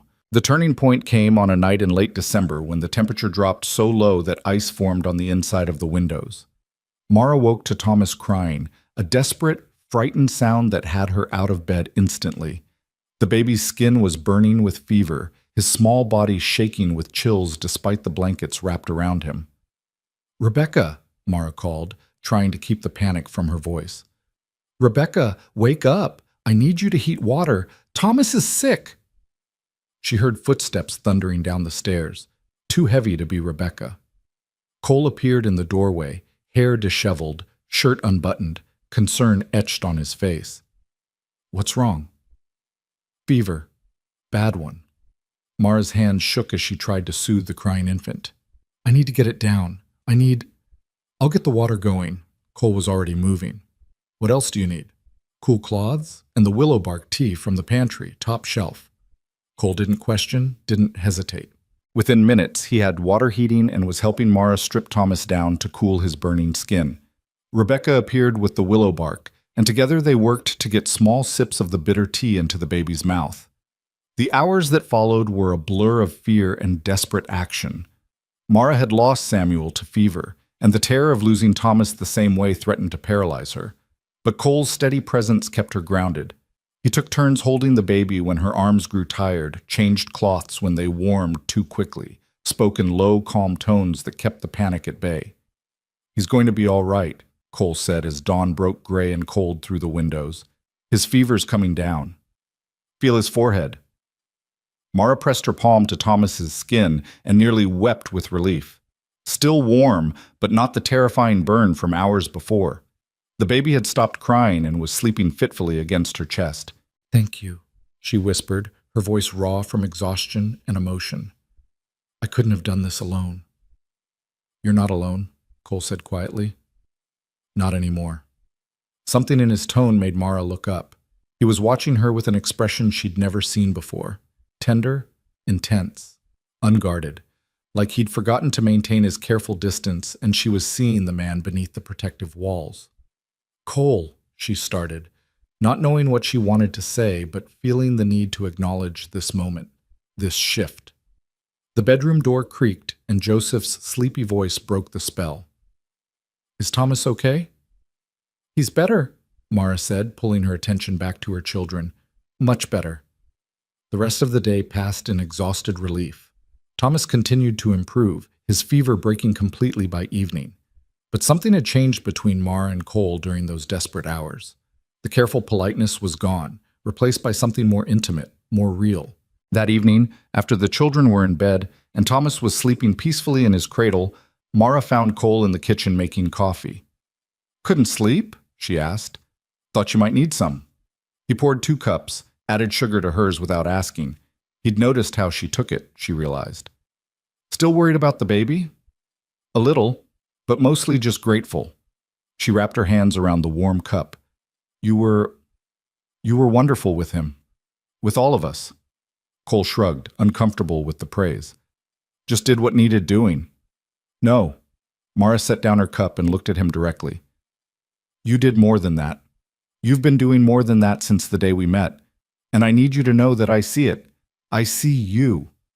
The words hung between them, weighted with meaning beyond their surface. Cole's gray eyes met hers, and Mara saw the question there, the uncertainty. Mara, I need to tell you something. He set his own cup down with careful precision. This marriage, this arrangement, it's not what I expected.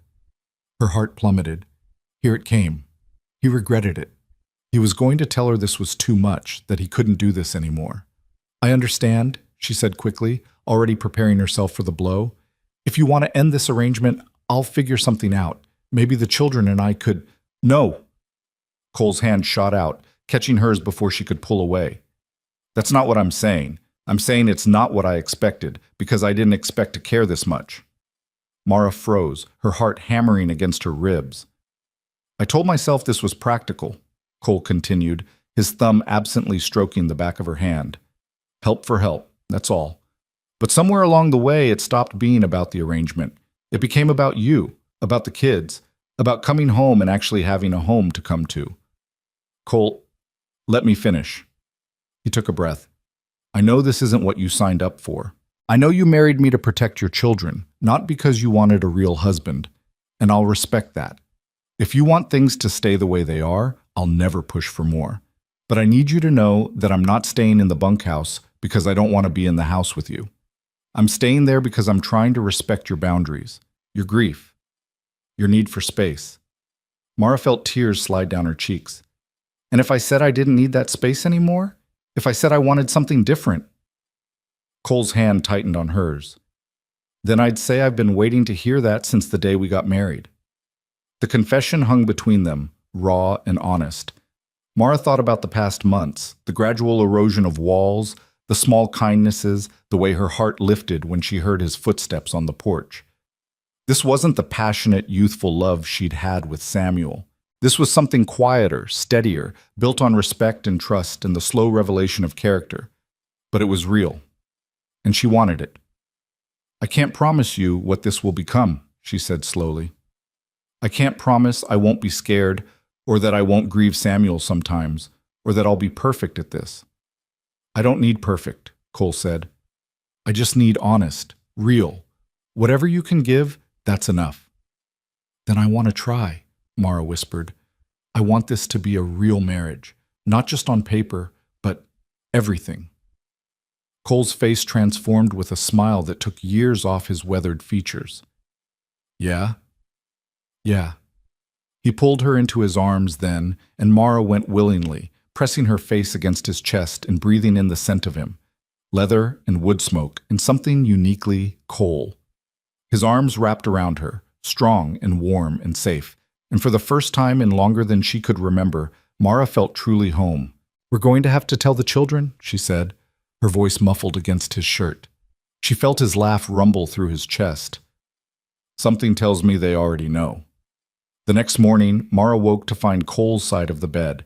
Because it was his side now, they'd decided that last night between kisses that had made her feel like a young woman again. Already empty. For a moment, panic seized her. Had he changed his mind? Regretted everything in the cold light of morning? Then she heard voices from downstairs, Cole's deeper tones mixed with the children's excited chatter. She dressed quickly and descended to find the entire family gathered around the breakfast table, with Cole at the head serving pancakes. Mama! Joseph shouted. Cole's making breakfast, and he said he's moving his stuff from the bunkhouse, and does that mean he's staying in the house now? 10 pairs of eyes turned to her, ranging from Joseph's excited curiosity to Rebecca's knowing smile to Daniel's careful observation. Yes, Mara said, moving to stand beside Cole's chair. Cole's moving into the house. Permanently. Because you're really married now? Sam asked. Like actually married? We were always actually married, Cole said, his hand finding Mara's and giving it a gentle squeeze.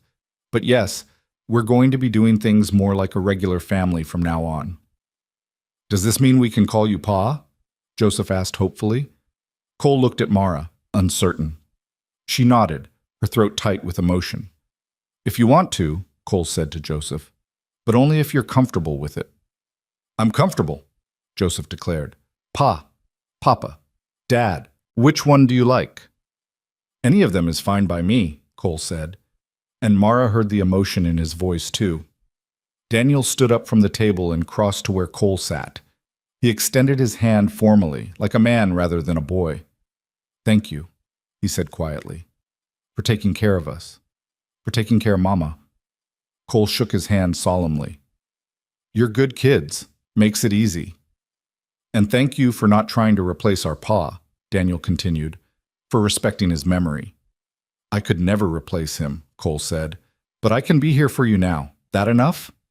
Daniel nodded, and Mara saw tears in her oldest son's eyes before he quickly wiped them away and returned to his seat. The rest of breakfast was chaotic and joyful, with the children peppering Cole with questions and making plans for how they'd help move his things from the bunkhouse. Mara sat at the table, Thomas on her lap, and watched her family, because that's what they were now, truly, and felt something she'd thought she'd lost forever. Peace. January brought a cold snap that kept them all close to the house. Cole used the time to teach Daniel and Joseph how to repair tack and maintain tools, while Mara and Rebecca worked on sewing projects and taught the younger girls how to knit. The evenings were spent around the fire, Cole reading aloud while children dozed against various shoulders, the house warm with more than just heat from the stove. One night, after the children were all in bed, Mara and Cole sat together on the sofa, her head resting on his shoulder. I got a letter from town today, Cole said. Thornton at the bank heard about us. About the marriage being real now. He wanted to make sure I knew what I was taking on. Mara stiffened. What did you tell him? That I know exactly what I'm taking on, and it's none of his business. Cole's arm tightened around her. But it made me think about something. Your old ranch, the one that was seized for Samuel's debts. What about it? It's been sitting empty. Nobody wants to buy it because the land's not great and the house needs work. But I was thinking, maybe we could make an offer. Buy it back. Mara sat up, staring at him. Cole, we can't afford that. Actually, we probably can. Cattle prices were good this year, and I've been saving. Won't get it for what Samuel paid, but we might get it for what he owed. And then, he paused, seeming uncertain. We could give it to Daniel when he's old enough. Start him with his own place. The generosity of it stole Mara's breath. You would do that? For Daniel? He's a good kid, works hard, deserves a future. Cole pulled her back against him. Besides, he's my son now too. That means something to me. Mara kissed him then, pouring into it all the love and gratitude and wonder she felt for this man who had appeared in her life like an answer to a prayer she hadn't known how to make.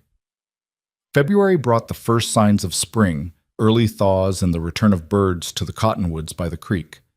The children grew restless with cabin fever, and Cole took them on long walks to look for the first wildflowers, teaching them the names of plants and how to read the sky for coming weather.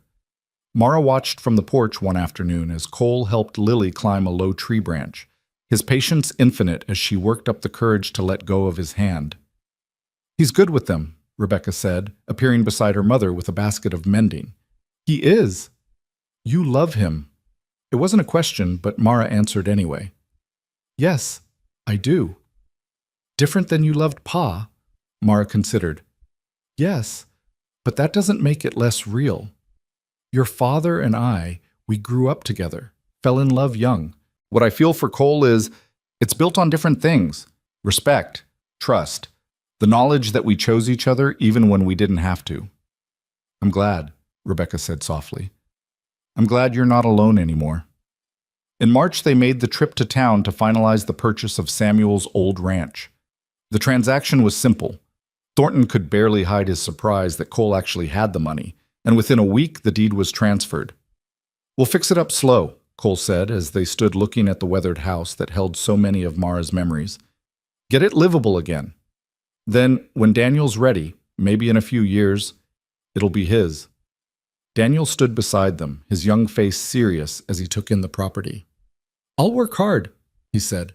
"I'll make it worth what you paid." "You already have," Cole said simply. "You're a good son, Daniel. Both your fathers would be proud." The boy ducked his head, but Mara saw the smile he tried to hide. By April, the ranch was in full spring bloom. The garden was planted, the cattle were calving, and the house rang with life and laughter. Cole had long since moved all his belongings into the main house, and his presence there felt as natural as breathing. One evening, Mara stood at the window of their bedroom, she still marveled at that, watching the sunset paint the prairie in shades of gold and crimson. Cole came up behind her, wrapping his arms around her waist and resting his chin on her shoulder. "What are you thinking about?" "About how different everything is from a year ago. About how close we came to losing everything." "But you didn't lose it. You fought for your kids, made impossible choices, survived when you had every reason to give up." "We survived," Mara corrected. "I couldn't have done it without you." "Maybe we needed each other," Cole said. "Maybe that's how it was supposed to work out." Mara turned in his arms to face him. "Do you ever regret it? Taking on a widow with 10 children? All the responsibility and chaos and—" Cole silenced her with a kiss. "Not for a single second. You want to know what I regret? I regret all the years I spent alone, convinced that was enough. I regret not finding you sooner." "We found each other when we were supposed to," Mara said, "when we both needed saving." "I don't know about that," Cole said with a slight smile. "I think maybe you saved me more than I saved you." From downstairs came the sound of Joseph calling for them, something about a frog he'd found that he was certain they needed to see immediately. Cole laughed. "Duty calls." They went down together to admire the frog, to help Ruth with her arithmetic, to settle an argument between the middle boys about whose turn it was to feed the chickens. The evening passed in the beautiful chaos of family life, and when the children were finally all in bed, Mara and Cole sat on the porch in the warm spring darkness. "You know what I was thinking today?" Mara said. "What's that?" "I was thinking about the day we met, how I was standing in that town with nowhere to go, convinced my life was over, and you rode in like something out of a story." "I'm no hero," Cole protested. "You are, to me. To all of us." Mara took his hand. "You gave me back my life, Cole. You gave my children a future. You gave us all a home." "We gave each other a home," Cole corrected. "That's how it works when you love someone." The words still felt new, though they'd said them before. Mara leaned her head on his shoulder, breathing in the night air that smelled of sage and possibility. "I love you," she said. "In case I don't say it enough." "You say it every day in 100 ways," Cole replied, "but I never get tired of hearing the words." They sat in comfortable silence, watching the stars emerge one by one in the darkening sky. Somewhere in the house, one of the children coughed in their sleep. A cow lowed in the distance. The normal sounds of their life. A year ago, Mara had lost everything, had stood at the edge of despair with 10 children and no hope. Now she sat on the porch of a home that was truly hers, beside a man who had chosen to love not just her, but all the complicated, messy, beautiful pieces of her life. Her children were safe, fed, happy. They had a future spread out before them, like the prairie, wide and full of potential. She thought about the woman she'd been in that dusty town, so certain that no one would want a widow with 10 children. And she thought about the man who had looked at her and seen not a burden, but a gift. "What are you smiling about?" Cole asked. "I'm just happy," Mara said simply. "Happier than I ever thought I'd be again." Cole pulled her closer. "Good. You deserve it." "We deserve it," Mara corrected. "All of us." And there, under the vast Wyoming sky, with the house full of sleeping children behind them and a lifetime of tomorrows ahead, Mara finally believed it. They had built something from the ruins, something stronger for having been broken first. They had built a home, a family, a love worth waiting for. And that, she thought, as Cole's arms tightened around her, was worth everything they'd survived to find it. The end.